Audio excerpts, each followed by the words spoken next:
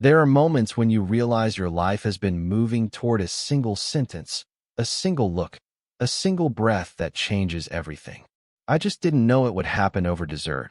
The restaurant was one of those places that tried too hard to be intimate.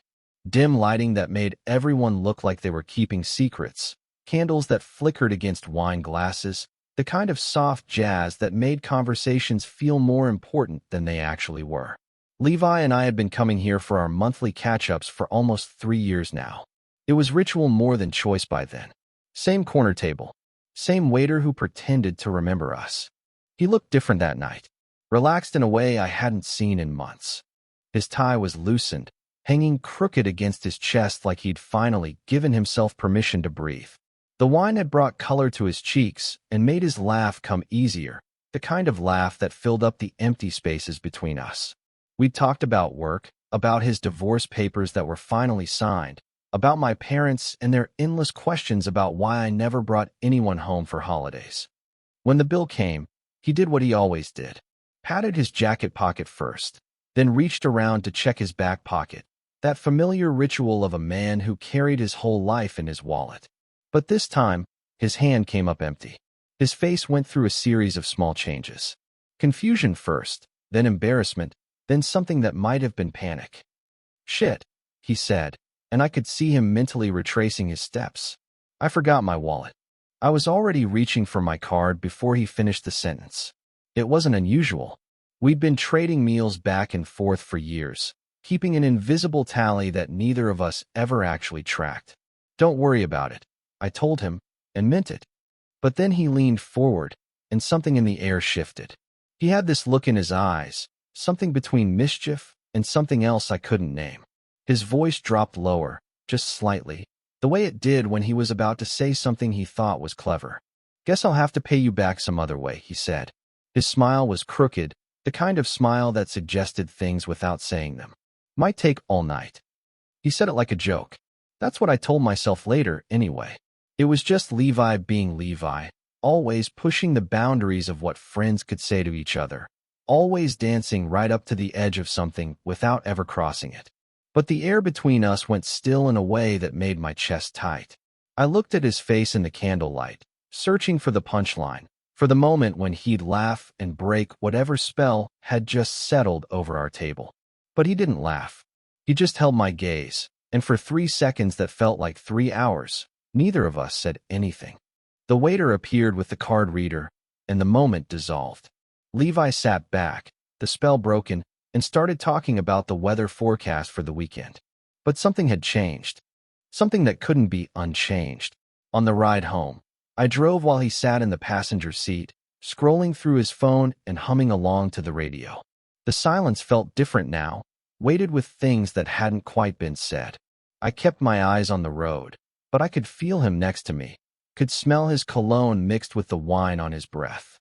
I thought about the way he'd touched my arm during dinner when he was telling a story about his ex-wife's lawyer. Not the casual brush of fingers that meant nothing, but a deliberate touch that lingered just long enough to mean something. He'd never touched me like that before.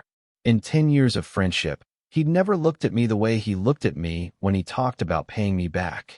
The streetlights painted patterns across his face as we drove through the city. I wanted to ask him what he meant. I wanted to pretend he'd meant nothing at all. I wanted to pull over and demand he explain the last 2 hours of my life, because suddenly everything felt different and I didn't know how to navigate this new territory we'd stumbled into. But I didn't say anything. I just drove, listening to him hum, watching the city blur past us, and wondering how you're supposed to know when someone is only ever half serious about the things that could break your heart. When I dropped him off at his apartment, he lingered in the car for a moment longer than usual. "Thanks for dinner," he said, and his voice was soft in the darkness. "I really do owe you one." I told him he didn't owe me anything. But even as I said it, I was already wondering what it would cost me to find out if he meant what I thought he meant. I've always been good at living with quiet. It's a skill you develop working night shifts in the emergency room, where the spaces between crises become sacred. 3 in the morning, when the waiting room finally empties and the only sound is the hum of fluorescent lights and the distant beeping of monitors. That's when I feel most like myself. My apartment reflects this. Clean lines, neutral colors, books arranged by height rather than subject because I find the symmetry calming. No television, just a small radio that plays classical music while I make coffee in the mornings. Plants that don't require conversation. Furniture that doesn't demand attention. Everything has its place, including me. At 36, I've built a life around service. 12-hour shifts spent stitching wounds and starting IVs. Weekends driving 3 hours north to help my parents with yard work they're too proud to admit they can't handle anymore. Friends who call when they need advice, but rarely ask how I'm doing. I've never minded being the one people lean on. It feels natural, like breathing. Levi is the opposite of everything I am. Where I'm measured, he's impulsive. Where I choose silence, he fills every room with laughter and stories and the kind of energy that makes people gravitate toward him without knowing why. He's an advertising executive who treats every conversation like a pitch he's trying to win, gesturing with his hands and speaking in headlines that stick in your memory long after he's gone. We met during our internships nearly 10 years ago, back when we were both 27 and pretending we knew what we were doing with our lives. I was finishing my nursing degree, working at a free clinic downtown. He was interning at some marketing firm, spending his evenings at networking events that usually devolved into bar crawls. The night we became friends, he stumbled into the clinic at 2 in the morning with his hand wrapped in a bar napkin soaked through with blood. He'd gotten into a fight with someone who'd made a comment about his date, some woman he'd been trying to impress. The cut across his palm was deep enough to need stitches, but not deep enough to justify an emergency room bill he couldn't afford. I cleaned the wound while he told me the whole story, talking too fast to cover up the fact that he was nervous about the needle. His hand shook slightly in mine as I worked, and I found myself talking to keep him calm, explaining each step of the process. When I finished, he looked down at the neat line of stitches and said I had steady hands. Said he wished he could be that precise about anything. We exchanged numbers that night, ostensibly, so I could check on how the stitches were healing.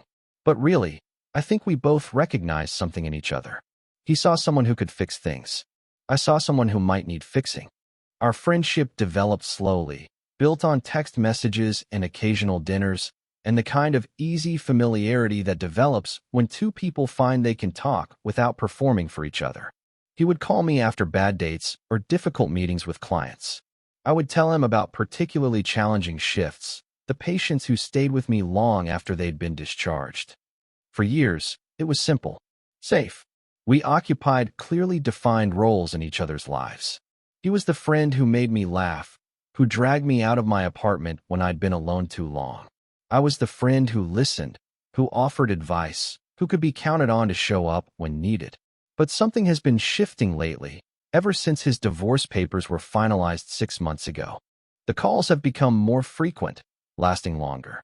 He started showing up at my apartment without calling first, standing in my doorway with takeout containers and wine, saying he was in the neighborhood even though he lives across town. The conversations have changed too. More personal, more searching. He asks questions about relationships and regret, and whether I ever feel like I'm watching my life happen to someone else. And there are moments, fleeting but unmistakable, when he says things that feel like tests. Jokes about how we'd probably make better roommates than most couples. Comments about how comfortable he feels in my space, how he could see himself living somewhere like this. The worst part is that I've started looking forward to these visits with an intensity that scares me. I catch myself checking my reflection before answering the door, choosing shirts that I know look good on me. I stock my refrigerator with beer he likes, and find myself disappointed on nights when my phone stays quiet. Because the truth is, I loved him long before he started sending mixed signals. Loved him quietly, carefully, the way you love something fragile that might break if you hold it too tightly. I learned to bury those feelings so deep that I almost convinced myself they weren't real. Almost. It started as admiration, the way he could walk into any room and make it feel more alive. Then it became something protective, the way my chest would tighten when he talked about his marriage falling apart, how badly I wanted to fix whatever was broken in him. Eventually it settled into something like grief, a constant low-level ache for something that had never existed and never would. I became an expert at managing these feelings. I dated other people, though none of those relationships lasted long. I threw myself into work, picked up extra shifts, volunteered for the most difficult cases. I built a life that could function around the shape of this unrequited love, like a tree that grows around a fence until the metal becomes part of its trunk. But lately, that ache has sharpened into something more dangerous. The way he looks at me when he thinks I'm not paying attention. The way his voice changes when he says my name. The way he lingers in my apartment, reluctant to leave, finding excuses to stay just a little longer. Tonight's dinner was different from all the others. There was something electric in the air between us, something that felt like possibility and terrified me completely. When he talked about paying me back, when he held my gaze in that flickering candlelight, I saw something in his eyes that I'd been hoping for and dreading in equal measure. Sitting in my apartment now, I can still smell his cologne on my jacket. I can still hear the way his voice dropped when he made that joke that wasn't quite a joke. And I'm trying to convince myself that I imagined it all, that I'm reading meaning into moments that don't contain any. But my hands are shaking as I pour myself a glass of water, and I know that something fundamental has shifted tonight. The careful balance we've maintained for 10 years feels suddenly precarious, like we're both standing at the edge of something we can't take back. I've spent so long being the steady one, the reliable one, the friend who never asks for more than what's freely given. But for the first time in years, I'm wondering what would happen if I stopped being so careful. What would happen if I admitted that I've been waiting for him to see me as more than just the person who patches him up when he's broken? The thought terrifies me, because I know that once you cross certain lines, you can never go back to the way things were before. And I'm not sure either of us is ready for what might be waiting on the other side. The text came 3 days later, while I was restocking supply cabinets during a rare, quiet moment on my shift. Still owe you for the other night. Let me cook for you. I stared at the message for longer than necessary, reading it over and over as if the words might rearrange themselves into something less loaded with possibility. My thumb hovered over the keyboard for several minutes before I typed back a simple yes. His apartment was in one of those converted warehouses downtown, all exposed brick and industrial fixtures that had been softened with warm lighting and furniture that looked like it belonged in a magazine. I'd been there dozens of times over the years, but walking up to his door that evening felt different. Each step up the 3 flights of stairs felt deliberate, like I was climbing toward something I couldn't name. He answered the door barefoot, which struck me as oddly intimate. I'd never seen Levi barefoot before. Even at the beach, he wore sandals. But there he was in dark jeans and a soft gray sweater, his feet bare against the hardwood floor, and something about it made my chest tighten. He was already halfway through a bottle of wine. I could tell by the loose way he smiled and the slight flush across his cheekbones. "Come in," he said, stepping aside to let me pass. "I'm making risotto, or attempting to make risotto. There's a very real possibility we'll end up ordering pizza." The apartment smelled like garlic and herbs and something burning. Music was playing from speakers I couldn't see, something old and soulful that filled the space with warmth.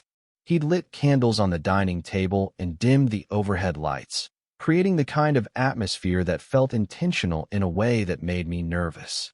I followed him into the kitchen, where pots simmered on the stove and ingredients were scattered across the counter in cheerful chaos. He moved around the space with the easy confidence of someone who was genuinely enjoying himself, tasting things with wooden spoons and humming along to the music. "Wine?" he asked, already pouring me a glass without waiting for an answer. "It's this Spanish red I've been wanting to try. The guy at the wine shop said it pairs well with risotto, but honestly, I think he just wanted to make a sale." I accepted the glass and watched him work, noting the way his movements seemed looser than usual, more relaxed. There was something almost domestic about the scene, standing in his kitchen while he cooked for me, and I had to remind myself that this was just dinner between friends. Nothing more. But then he burned the garlic bread, and instead of being frustrated, he laughed. Really laughed, the kind of deep, genuine laughter that transformed his entire face. "It's fine," he said, waving away the smoke. "We'll just scrape off the burnt parts." Adds character. We ate at his small dining table, talking about work and movies and a book he'd been reading about behavioral psychology. The conversation flowed easily, the way it always did between us, but there was an undercurrent of something else. The way he kept catching my eye across the table.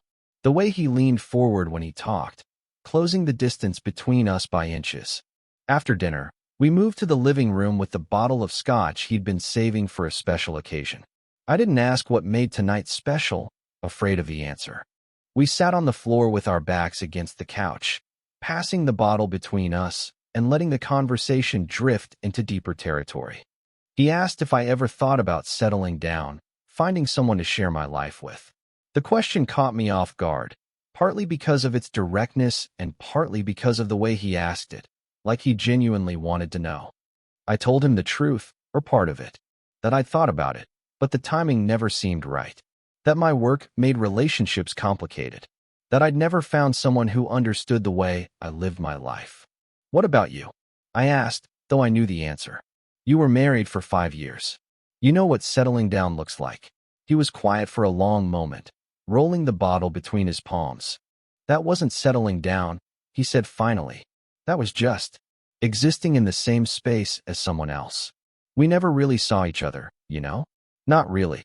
The music had shifted to something slower, more melancholy. The candles had burned down to stubs, casting flickering shadows across his face. He looked younger in the dim light, vulnerable in a way that made me want to reach out and touch him. You ever feel like maybe you missed something that was right in front of you? He asked, his voice so quiet I almost didn't hear him. The question hung in the air between us like a challenge. I couldn't look at him, couldn't trust myself to meet his eyes, so I focused on the amber liquid in the bottle instead. My heart was beating so hard I was sure he could hear it. I should go, I said, starting to push myself up from the floor. It was late, and I had an early shift the next morning, and suddenly the air in the room felt too thin to breathe. But his hand caught my wrist before I could stand, his fingers warm against my skin. Stay, he said. Just talk. I don't want to be alone tonight. There was something in his voice, a note of genuine need that I'd never heard before. Not the casual loneliness that followed bad dates or difficult days at work, but something deeper, something that felt like desperation. So I stayed. We talked about everything and nothing, our voices growing softer as the night wore on. He told me about his childhood, about the way his father never quite approved of anything he did, about dreams he'd had as a kid that felt impossible now. I found myself sharing things I'd never told anyone, about the weight of always being the one people depended on, about the fear that I was becoming invisible even to myself. Somewhere around 3 in the morning, we both fell quiet. The candles had finally burned out, leaving us in darkness except for the city lights filtering through his windows. We were still sitting on the floor, but closer now, our shoulders almost touching. I must have dozed off first, because the next thing I knew, I was lying on the couch with a blanket pulled over me. The apartment was quiet except for Levi's steady breathing from the other end of the couch. But sometime during the night, he'd shifted in his sleep, and now his head was resting against my shoulder, his hair tickling my jaw. I lay perfectly still, afraid to move and break whatever spell had settled over us. His breathing was deep and even, and occasionally he would murmur something unintelligible, words that sounded like secrets he was sharing with his dreams. I thought about the question he'd asked earlier, about missing something that was right in front of you, and lying there in the darkness, with his warmth pressed against my side and the scent of his shampoo filling my lungs. I wondered if maybe we were both talking about the same thing. When morning came, he woke first, lifting his head from my shoulder with a confused expression that quickly shifted to embarrassment. Sorry, he said, running a hand through his disheveled hair. I didn't mean to. I must have moved in my sleep. It's fine, I told him, though nothing about it felt fine.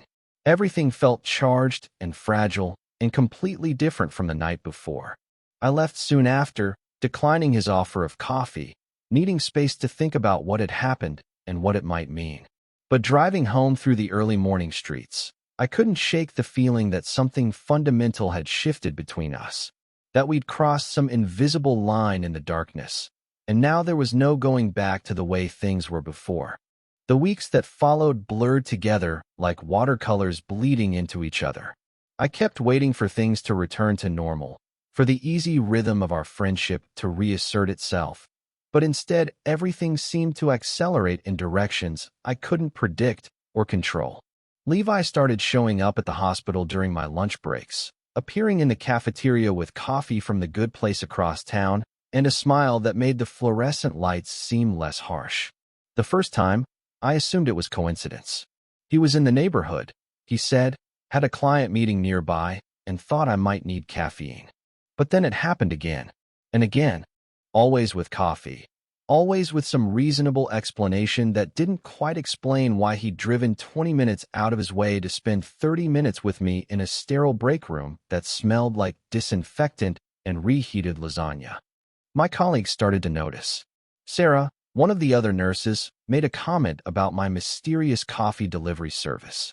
"Is that your boyfriend?" she asked with the kind of knowing smile that made my stomach clench. "He's cute. Just a friend," I told her, but the words felt strange in my mouth.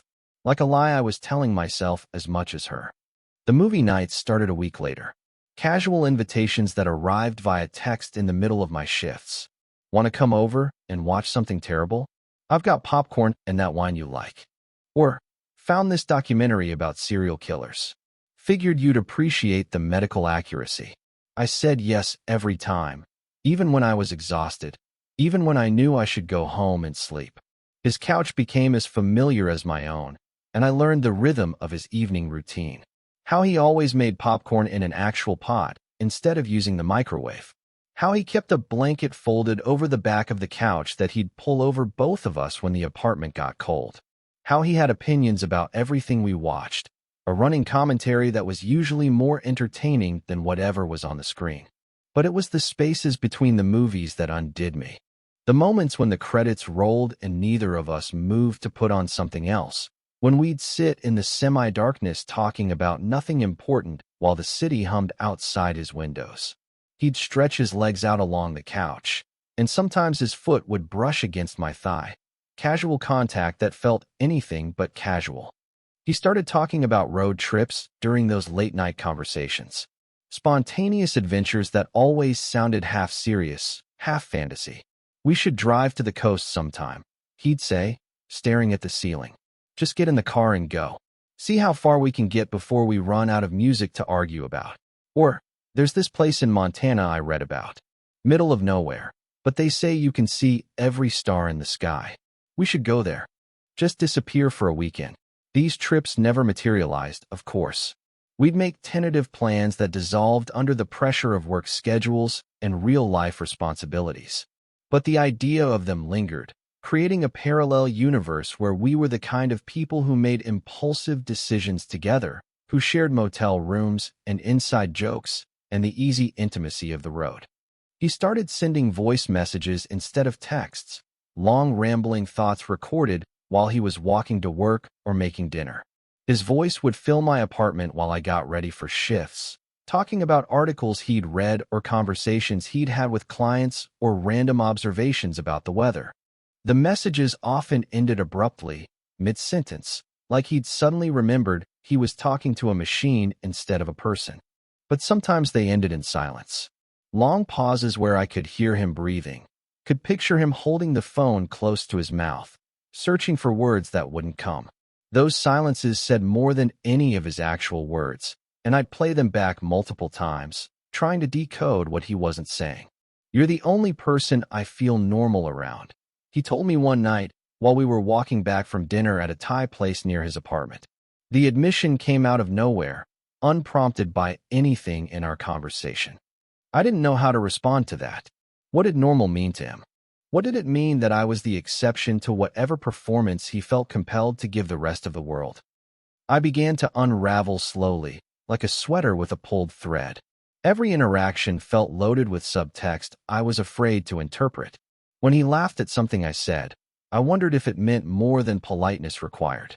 When he didn't call for 2 days, I found myself checking my phone obsessively, constructing elaborate explanations for his silence.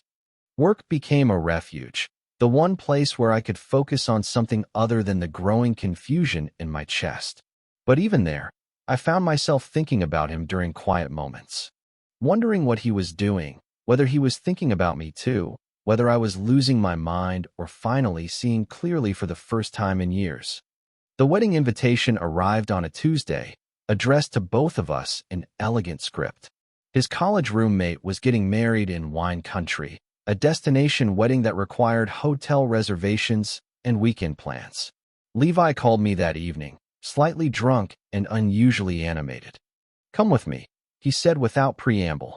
"It'll be fun. Open bar, mediocre band, the works. Plus you know how I get at weddings.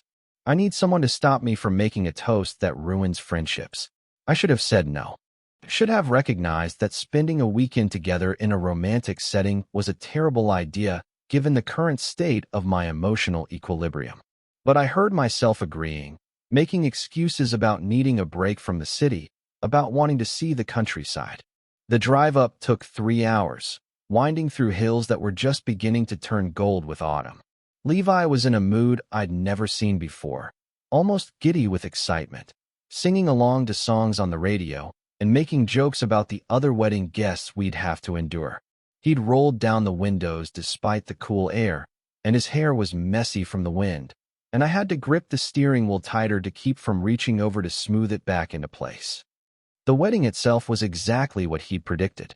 Beautiful venue, predictable ceremony, reception that devolved into the kind of dancing that only happens when people have been drinking champagne in the afternoon sun.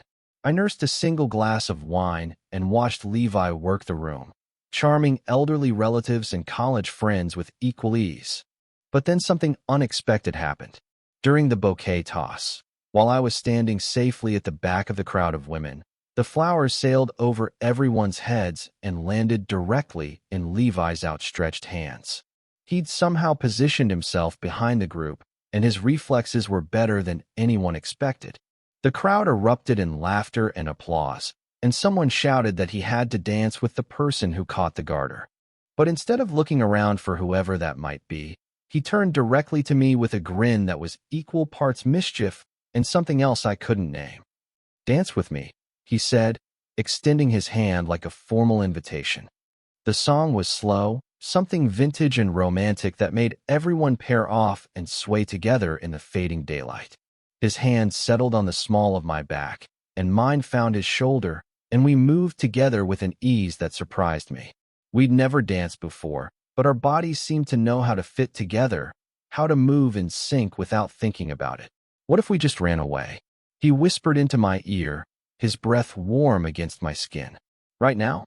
Just got in the car and kept driving. His voice was so quiet, I almost convinced myself I'd imagined it. But his hand pressed more firmly against my back, and I could feel the solid warmth of his chest against mine, and I knew he'd really said it. The song ended before I could respond, and he stepped back with that same unreadable smile, like the moment had never happened at all. The hotel room felt like a trap. 2 beds separated by a narrow space that might as well have been an ocean. We'd requested separate rooms, but the wedding had booked out most of the nearby accommodations, and the desk clerk apologized with the kind of forced cheer that meant there was no alternative. I sat on my bed while he changed clothes in the same room, turning my back to give him privacy, but hyper-aware of every sound. The rustle of fabric, the soft thud of shoes hitting the floor, the whisper of cotton sliding over skin. When I finally turned around, he was in pajama pants and a t-shirt, looking younger and more vulnerable than I was prepared for. We talked for a while about the wedding, about the people we'd met, about how the groom had cried during his vows. But the conversation felt strained, like we were both thinking about something else entirely. The air in the room was thick with unspoken words, with the memory of his hand on my back and his voice in my ear. Eventually, we turned off the lights and settled into our respective beds, but sleep felt impossible. I lay in the darkness listening to his breathing, trying to match my own rhythm to his. Every time he shifted or sighed, I wondered if he was as awake as I was, if he was replaying the same moments over and over in his mind. Sometime after midnight, I heard him whisper my name into the darkness. When I didn't respond, unsure if he was awake or dreaming, he fell quiet again. But I stayed awake until dawn, staring at the ceiling and trying to understand what was happening to us. The drive home was subdued, both of us nursing hangovers and the awkwardness of too much left unsaid. But something had shifted during those 24 hours. Some boundary had dissolved without either of us acknowledging it. That night, alone in my apartment, I pulled out a journal I hadn't touched in years. My handwriting looked foreign on the blank page, shaky with exhaustion and confusion. I wrote, "How do you know if someone loves you, or if they just love your silence?" The question stared back at me from the page, and I realized I didn't know the answer. Had never known the answer. But for the first time in 10 years of friendship, I was starting to wonder if maybe that was the wrong question entirely. The knock came at 11:30 on a Thursday night, urgent and uneven like someone who couldn't quite control their own hands. I'd been reading in bed, trying to lose myself in someone else's story, when the sound cut through the quiet of my apartment with an urgency that made my stomach drop. I knew it was him before I looked through the peephole. Something about the rhythm of the knocking, desperate and demanding in a way that was so unlike his usual composed self. When I opened the door, the sight of him nearly broke my heart. Levi stood in my hallway looking like he'd been in a fight with the world and lost. His hair was wild, pushed back by anxious hands too many times to count. His shirt was wrinkled and untucked, and there was a stain on the front that looked like whiskey. But it was his eyes that stopped me cold, red-rimmed and glassy, with the unfocused shine of someone who'd been crying and drinking in equal measure. I stepped aside without a word, and he stumbled past me into my living room with the careful precision of someone trying very hard not to appear as destroyed as they actually were. The smell of alcohol followed him like a cloud, sharp and medicinal and wrong in my clean, quiet space. "She's getting married," he said without preamble, collapsing onto my couch like his legs had finally given up the pretense of holding him upright.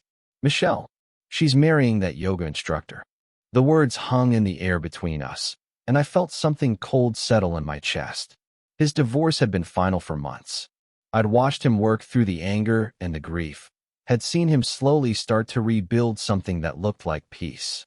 But now, looking at him crumpled on my couch, I realized how fragile that peace had actually been. I closed the door and moved toward him slowly, the way you approach something wounded that might bite. "How did you find out?" I asked.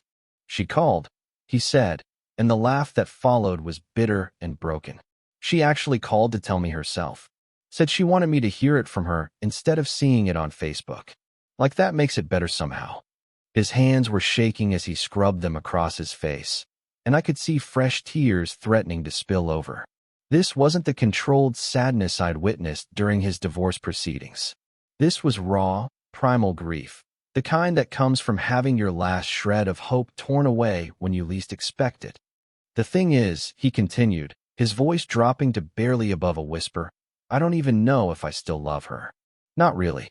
But she was supposed to be my person, you know? My safe place. And now she's found someone else to be that for her, and I'm just nothing." "You're not nothing," I said, the words coming out more forcefully than I'd intended. The vehemence in my own voice surprised me. "You're..." But I couldn't finish the sentence. Because what was he to me? My friend? The person I'd been quietly in love with for nearly a decade? The man who'd been slowly dismantling my carefully constructed emotional walls without even realizing what he was doing. "I thought it would be me," he said, looking up at me with eyes that were drowning in their own tears. "Even after everything fell apart, even after all the fighting and the lawyers and the things we said that we can't take back, I thought eventually we'd figure it out. I thought we'd fix it." He was crying openly now, and the sight of it was doing something terrible to my chest. I'd seen him disappointed before, frustrated and angry and sad. But I'd never seen him cry, never seen him this completely undone, and it was breaking something inside me that I didn't know how to repair. "I'm sorry," he said, wiping his face with the back of his hand in a gesture so boyish it made my heart ache. "I shouldn't have come here like this. I didn't know where else to go." "It's okay," I told him, and I meant it, even though nothing about this felt okay. "You don't have to apologize for being human." He looked at me then, really looked at me, and something in his expression shifted. The grief was still there, But underneath, it was something else.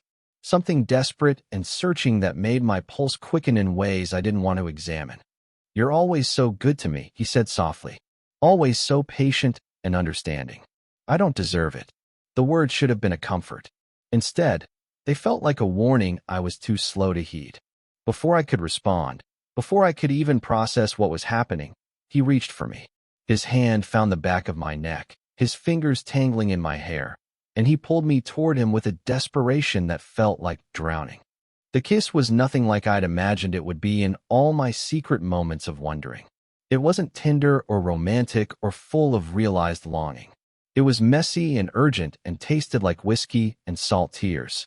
His lips were chapped, his technique unpracticed, like he was trying to solve a problem he didn't understand through sheer force of contact. I froze. Every muscle in my body went rigid with shock and confusion and something that might have been terror. This was what I'd wanted for years, what I'd dreamed about in quiet moments when I let my guard down. But now that it was happening, it felt all wrong. Desperate instead of passionate, needy instead of loving. I pulled away, not roughly but firmly, putting inches between us that felt like miles. "Don't do this," I said, my voice shaking with emotions I couldn't name. He stared at me, his eyes wide with something that looked like panic. "I thought maybe," he started, then stopped, shaking his head like he was trying to clear it. "I thought maybe I don't know. I just didn't want to feel alone tonight." The words hit me like a physical blow, knocking the air from my lungs and leaving me gasping. Because that's what I was to him, wasn't it? Not someone he loved, not someone he wanted, but just a convenient source of comfort when his real life fell apart. A warm body to keep the loneliness at bay. I stood up from the couch, needing distance, needing air, needing to put walls between us before I said something that would destroy us both. I walked to my bedroom without looking back, closed the door behind me, and leaned against it like I was trying to keep the whole world out. Through the thin wood, I could hear him moving around my living room. The soft sound of his shoes hitting the floor. The creak of the couch springs as he settled back into the cushions. The whisper of fabric as he pulled the throw blanket over himself. And then, so quietly I almost missed it, his voice. Broken and raw and directed at the closed door between us. "You know I love you, right?" he said to the darkness. I don't know how. I slid down the door until I was sitting on my bedroom floor, my knees pulled up to my chest like I was trying to make myself small enough to disappear. The words should have been everything I'd ever wanted to hear. They should have been the answer to years of unspoken questions, the key that unlocked all the careful barriers I'd built around my heart. But instead they felt like a knife twisting in my chest. Because I didn't know he loved me, in his way. He loved me the way you love a favorite sweater or a reliable car, or a song that always makes you feel better when you're sad. He loved me because I was safe, because I never asked for more than he was willing to give, because I absorbed his pain without expecting anything in return. He loved me because I was useful, because I was there, because loving me cost him nothing. "I know," I whispered to the empty room, so quietly that I was sure he couldn't hear me through the door. "I know. That's the problem." I stayed on that floor until dawn, listening to the sounds of the city waking up outside my bedroom window, listening to his breathing eventually even out as exhaustion and alcohol finally pulled him under, listening to my own heart crack under the weight of finally getting what I'd wanted and realizing it wasn't nearly enough. Because love without choice isn't really love at all. It's just desperation wearing a prettier name. And I'd spent so many years being the person he turned to when everyone else failed him that I'd forgotten what it felt like to be chosen rather than simply convenient. When the sun finally came up, painting my bedroom walls gold with morning light, I knew something fundamental had shifted. Not just between us, though that was probably over too, but inside me. The version of myself that had been content to love from the shadows, to accept crumbs of affection and call them a feast, was gone. And I wasn't sure yet who I was going to become in his place. He was gone when I finally emerged from my bedroom the next morning. The only evidence he'd been there at all was a faint impression in my couch cushions and the lingering smell of whiskey that clung to the air like a ghost refusing to leave. I made coffee with hands that still trembled slightly, trying to process what had happened in the harsh light of morning. The kiss.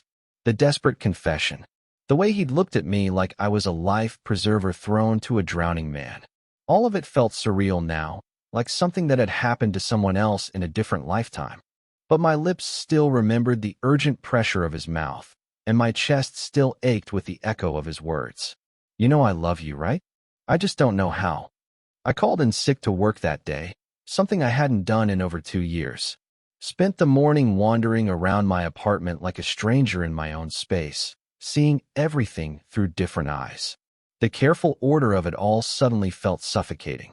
The books arranged just so, the plants positioned with mathematical precision, the life I'd built around the absence of chaos or surprise or genuine intimacy. By afternoon, I pulled out a sheet of paper and started writing. Not a journal entry this time, but a letter. To him. To the version of us that had existed before last night, transformed everything into something unrecognizable. I would have waited forever if you just once asked me to. I wrote, the words flowing onto the page like they'd been waiting inside me for years. But you only ever came to me broken, never willing, never whole. You treated my love like it was medicine you could take when the pain got too bad, then forget about when you started feeling better. The letter grew longer as I wrote, filling pages with 10 years of unspoken thoughts. I told him about the nights I'd lain awake wondering if he saw me at all, about the careful way I'd learned to love him without expecting anything in return, about how exhausted I was from being the person everyone turned to but no one ever chose. I folded the letter carefully when I finished and put it in my desk drawer, next to old bills and forgotten warranties. I had no intention of sending it. Some words were meant to be written, not spoken. Some truths were too heavy to carry between two people who were already drowning. The silence that followed was deliberate and complete. When his first text came 2 days later, a simple "Hey, are you okay?" I read it and deleted it without responding. Then another the next day. Then a voicemail I couldn't bring myself to listen to before deleting that too. I threw myself into work with an intensity that surprised my colleagues. Picked up extra shifts, volunteered for the most difficult cases, stayed late to help with inventory and training new residents. The familiar rhythm of crisis and healing became my refuge, the one place where I felt useful for reasons that had nothing to do with being convenient. Sarah noticed the change first. "You've been different lately," she said one evening as we were finishing our shift. "Quieter. Are you okay?" "I'm fine," I told her, which wasn't true but felt closer to the truth than anything else I could have said. Just focusing on work. The weeks blurred together in a haze of deliberate routine. Work, home, sleep, repeat. I learned to be alone again in ways I'd forgotten were possible. Made dinner for one without feeling sorry for myself. Read books without wishing I had someone to discuss them with. Went to movies by myself and discovered I actually enjoyed the solitude. It was during my lunch break on a Tuesday in October when he appeared. I was sitting in the hospital cafeteria, picking at a salad and reading a medical journal, when I looked up and saw him standing near the entrance.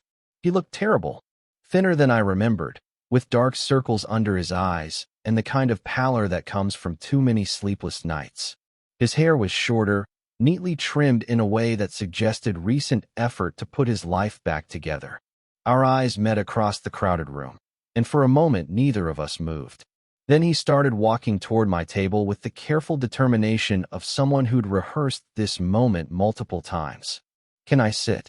he asked when he reached me, gesturing to the empty chair across from mine.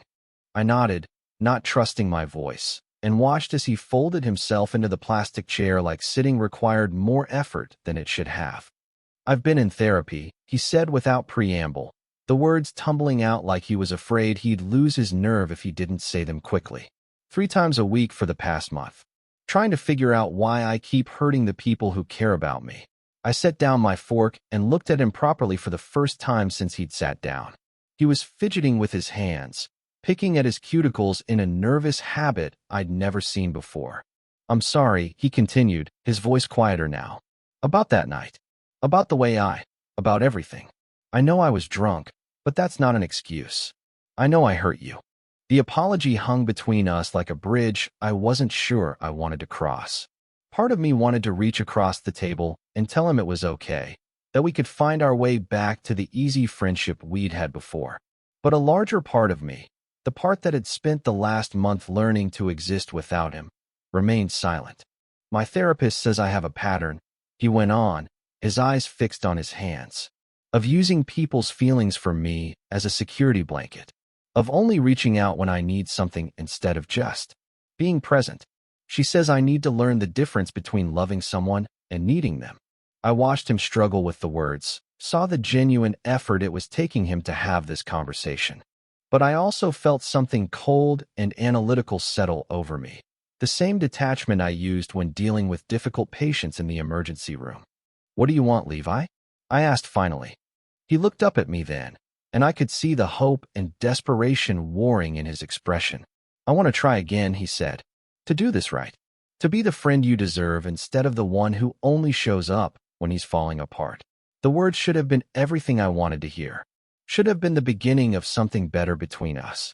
But instead, they felt like an echo of every other conversation we'd ever had where he promised to change without really understanding what needed changing.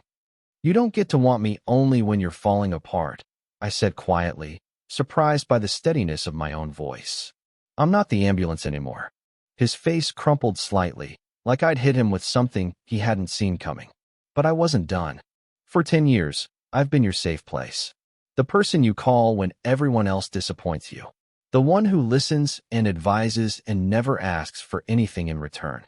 And I was okay with that because I thought maybe someday you'd see me as more than just convenient. But you don't, do you? You love me because I'm useful. Because I'm there. Because loving me costs you nothing." The cafeteria continued its bustle around us, but our corner had become its own pocket of silence. He was staring at me like I was speaking a language he'd never heard before. "I can't do this anymore," I continued. "I can't be the person you turn to when your real life gets too complicated.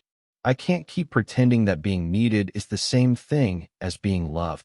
There was no fight, no raised voices or dramatic gestures.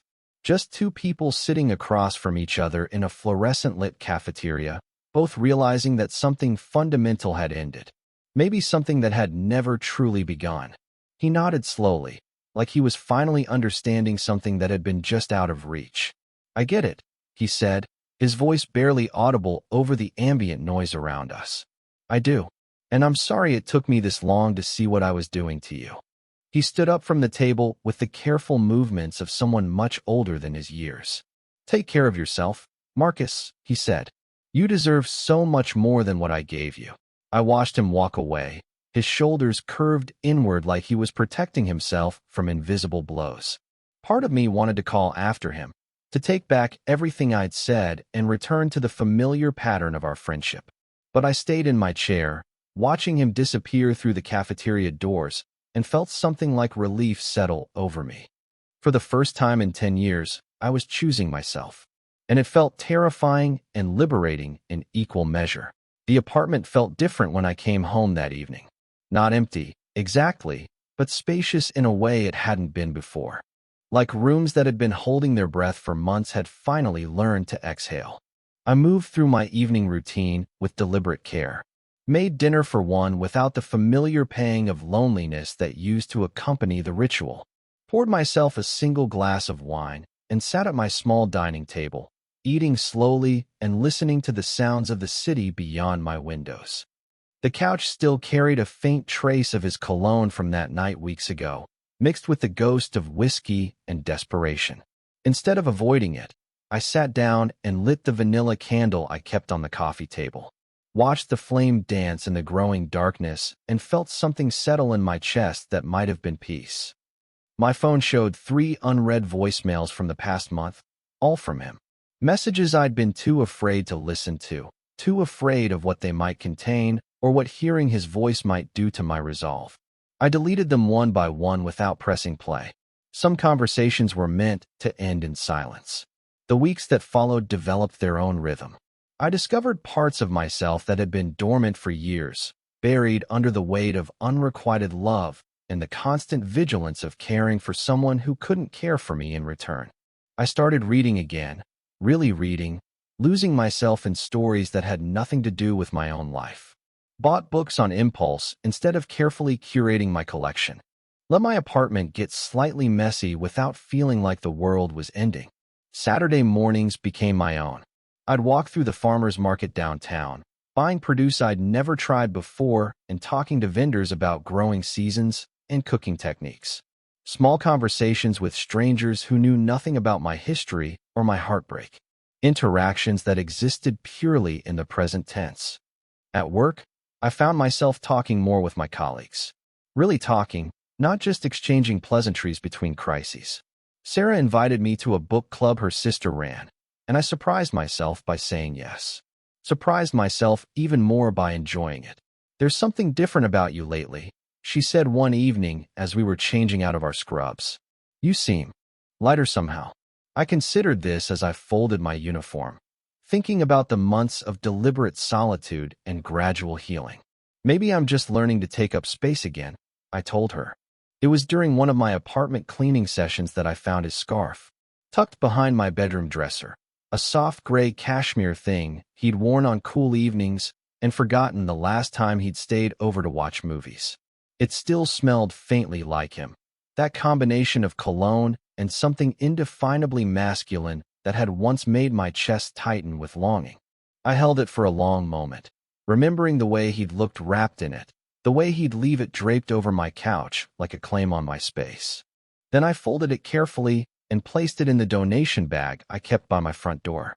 Some ghosts needed to be given proper funerals. Winter melted into spring without fanfare. I picked up a hobby I'd abandoned years ago, started painting watercolors on Sunday afternoons. Terrible, imperfect landscapes that existed purely for the joy of creating something with my own hands. I hung one in my kitchen, a wonky sunset over imaginary mountains, and felt proud in a way that had nothing to do with anyone else's approval. The months taught me the difference between loneliness and solitude. Loneliness was the ache I'd carried for years, the constant awareness of what was missing from my life. Solitude was this, the quiet satisfaction of my own company, the freedom to exist without performing or accommodating or diminishing myself to make room for someone else's needs. On a Tuesday evening in May, almost 6 months after that conversation in the hospital cafeteria, I found myself back at the restaurant where this whole story had begun. Not intentionally. I'd been walking after work and suddenly recognized the familiar facade, the soft lighting spilling onto the sidewalk, the jazz music drifting through the open door. The hostess seated me at a different table this time, near the window where I could watch the city move past in the golden hour light. I ordered without consulting the menu, muscle memory guiding me to the salmon I'd always liked, the wine that paired well with quiet evenings. The food was as good as I remembered, but I tasted it differently now, without the distraction of conversation or the underlying tension of unspoken feelings. Just the simple pleasure of flavors and textures, the satisfaction of nourishing myself well. When the waiter brought the check, I reached for my wallet without hesitation. No padding of pockets, no moment of panic, no need to rely on anyone else's generosity or create complicated debts that could never really be repaid. "Eating alone tonight?" the waiter asked as I signed the receipt, and there was genuine kindness in his voice rather than pity. I looked up at him and smiled, the expression coming easier than it had in years. "No," I said, tucking my card back into my wallet. "Just me tonight." The words carried no weight of sadness or apology.